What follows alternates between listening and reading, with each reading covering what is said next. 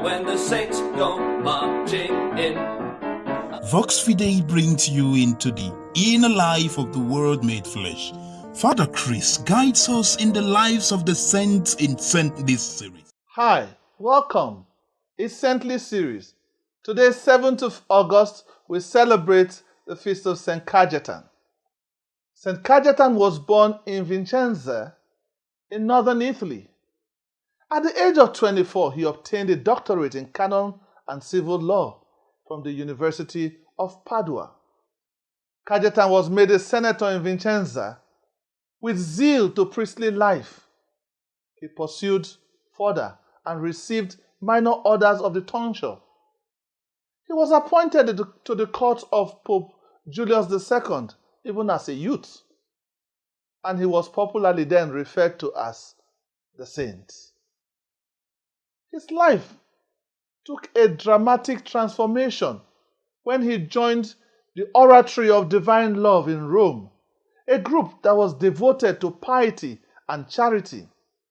This was a scandal to many who knew him. That organization or congregation was concerned with looking after the incurables, the untouchables.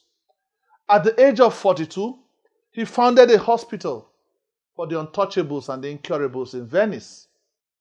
In his love for God and total submission, he gave up all his wealth to serve humanity and to reform a church that was sick.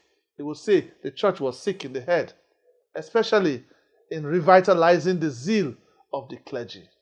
With his friends, they founded a congregation known as the Cajaetans.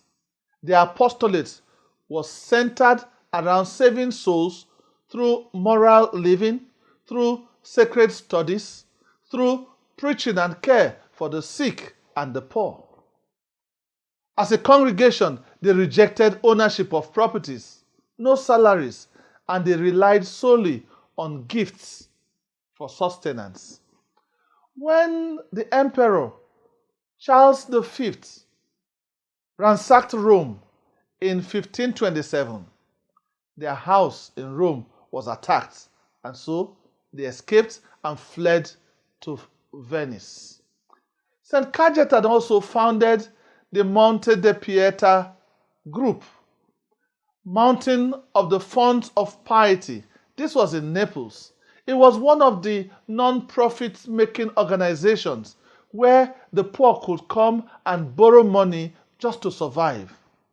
And guess what? That organization later became the Bank of Naples.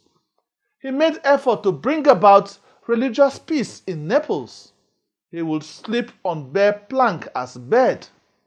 This was a form of asceticism for him, an imitation of the cross of Christ. This he continued even when he was severely sick. Cajaetan died on the 7th of August, 1547, and was buried in San Paolo Maggiore.